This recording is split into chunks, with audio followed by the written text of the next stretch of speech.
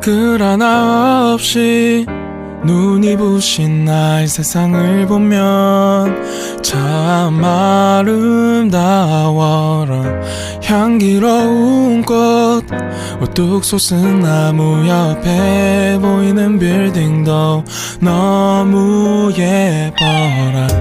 어떻게 이렇게 나 예쁠 수가 있는지, 누군가가 없었다면 가능이나 했을지.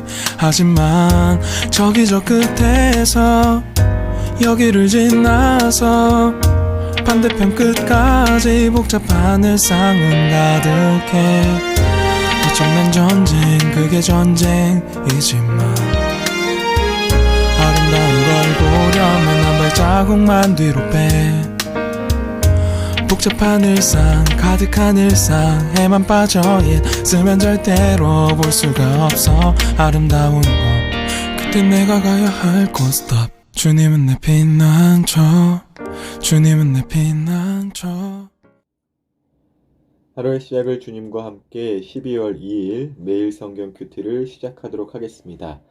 오늘 함께 읽을 성경은 역대하 24장 17절에서 27절까지입니다. 우리의 몸과 마음, 뜻을 다해서 함께 읽도록 하겠습니다. 여호야다가 죽은 뒤에 유다의 관리들이 요아스 왕에게 와서 절을 했습니다. 왕은 그 사람들의 말을 들었습니다. 왕과 그 지도자들은 하나님의 여호와의 성전에서 예배드리는 일을 그만두었습니다.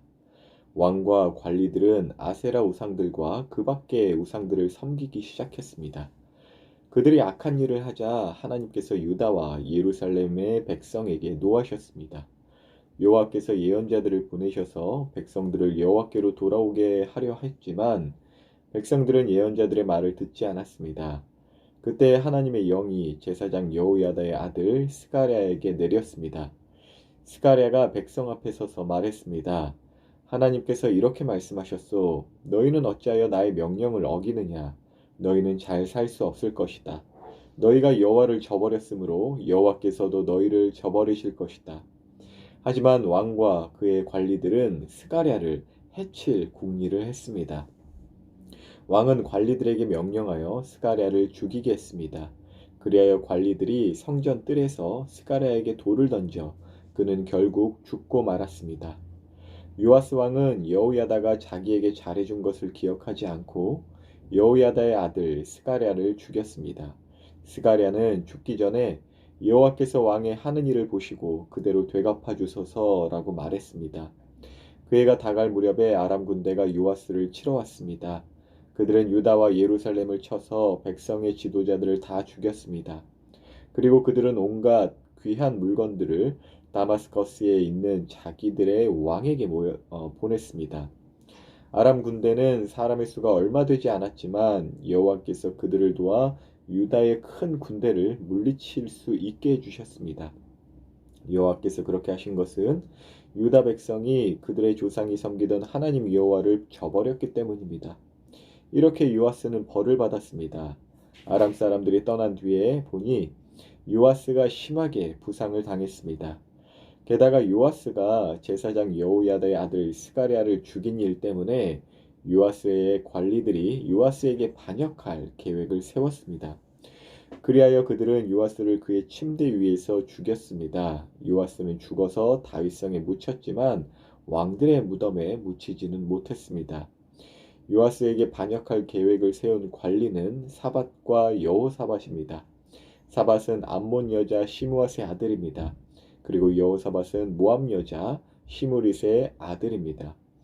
요아스의 아들들 이야기와 요아스에게 내린 중요한 예언들과 그가 하나님의 성전을 고친 이야기는 왕들의 역사책에 적혀 있습니다.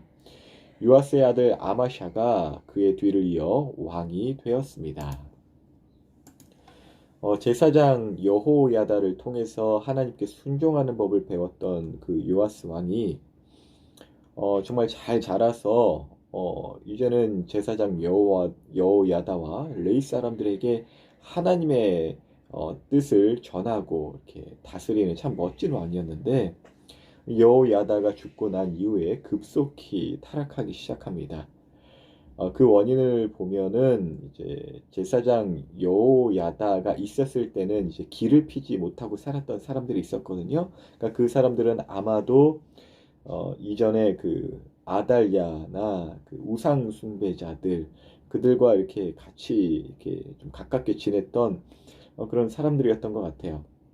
그런데 여호야다가 죽고 난 이후에 이 우상 숭배자들 그것에 물든 자들이 요아스 왕에게 이제 접근을 하는데 이제 절을 하며 이제 접근을 합니다. 이러한 접근이 요아스 왕이 타락하는 데 있어서 가장 큰 원인이냐? 그렇지 않습니다. 우상 숭배자들이 접근한 것이 원인이 아니라 그들의 절을 받은 요아스가 원인이라는 것. 우리는 좀 기억하길 원해요.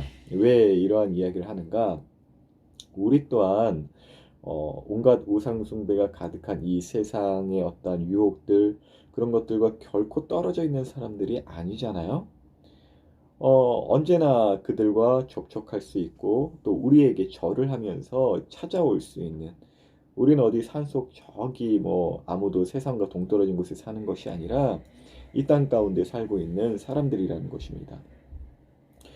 특별히 저는 이제 전문대학원에서 공부를 하면서 또 연구를 하면서 요즘의 그 우상숭배자들, 사실은 요즘만이 아니라 어느 시대든 항상 이러한 모습이었는데, 그러한 우상숭배자들은 이렇다고 해요. 자기에게 맞는 신앙, 자신에게 맞춘 교회를 스스로가 찾거나 또 그것이 굉장히 세련되고 또 바른 것이다라고 이렇게 생각을 하는데, 그것을 좀 세밀하게 보면 자기 뜻대로 교회든지 하나님이든지 정의하고 세우려는 것입니다.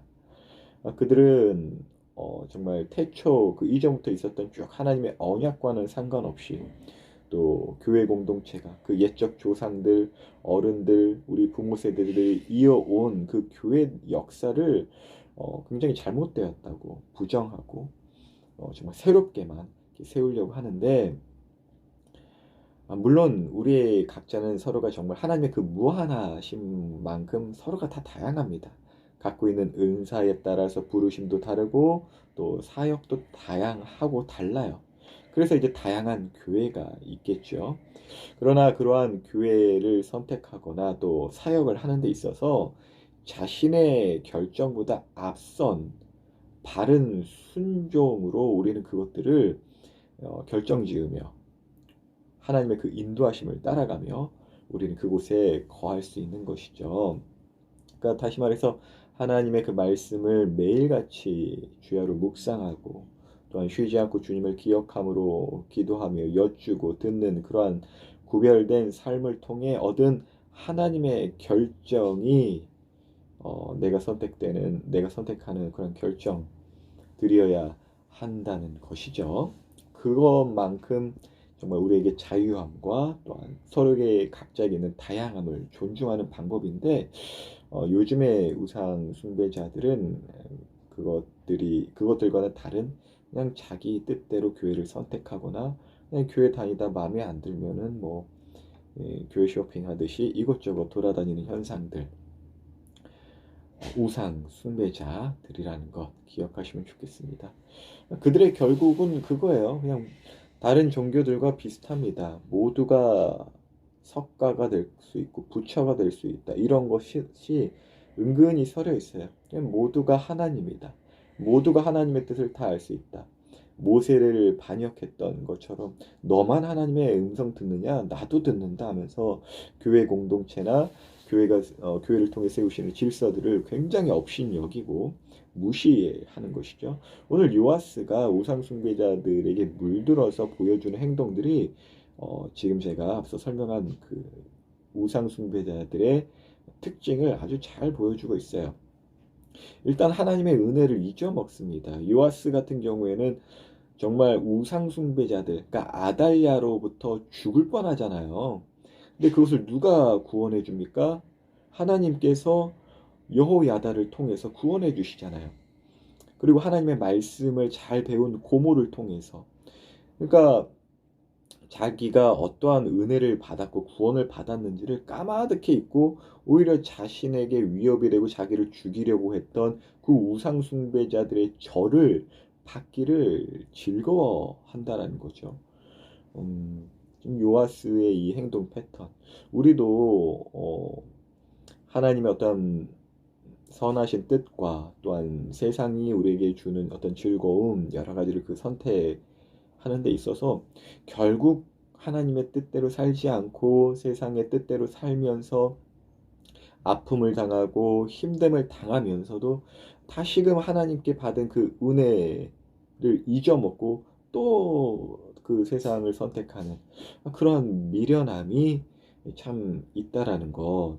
근데 그것을 방치해 두기보다는 그것을 디딤돌 삼아서 정말로 우리는 예수님의 정말 십자가 공로 아니고서는 성령님의 도움 아니고서는 우리 스스로를 구원할 수 없다라는 그 절박함, 그 애통함, 그 심령의 가난함으로 디딤돌을 삼아서 나아가야 한다고 언젠가 나눴던 게 기억이 나요.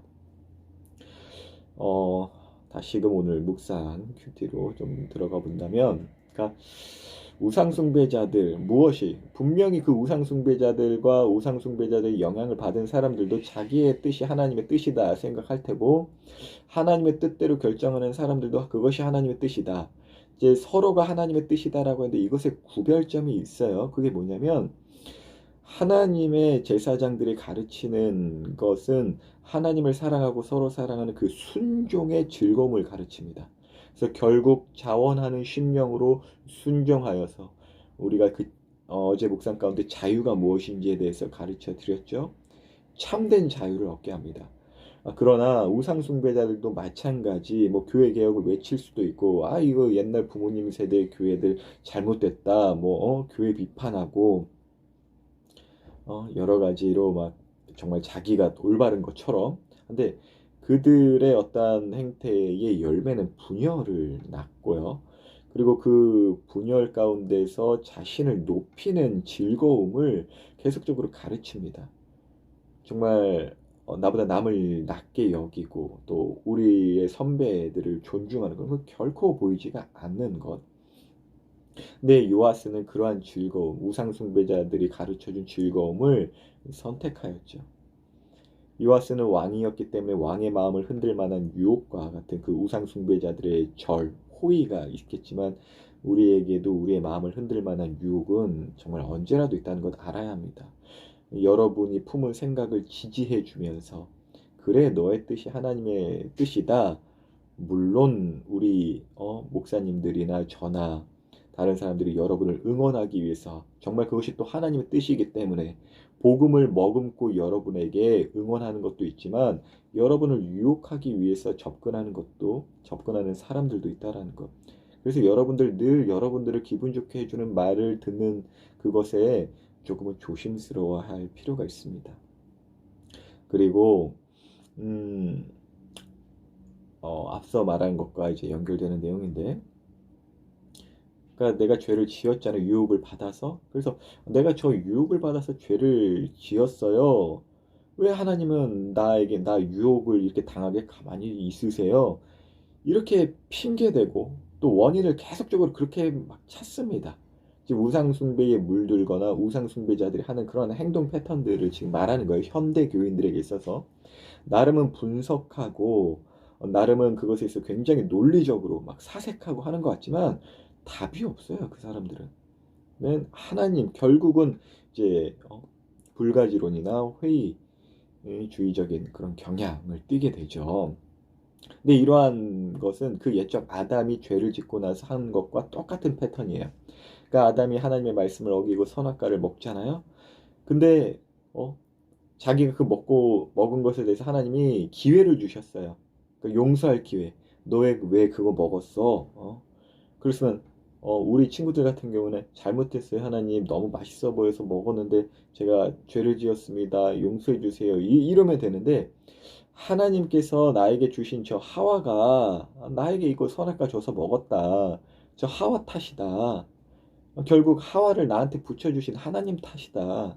이것과 이제 똑같다는 것입니다. 우상 숭배자들의 어떤 하나님을 추적하고 똑같이 하나님을 말하지만 정말 하나님께 모든 어떠한 그 악의 원인을 두고 결국 회의론에 빠지거나 불가지론, 굉장히 상식적인 것처럼 말하지만 헛똑똑이가 된다라는 것이죠.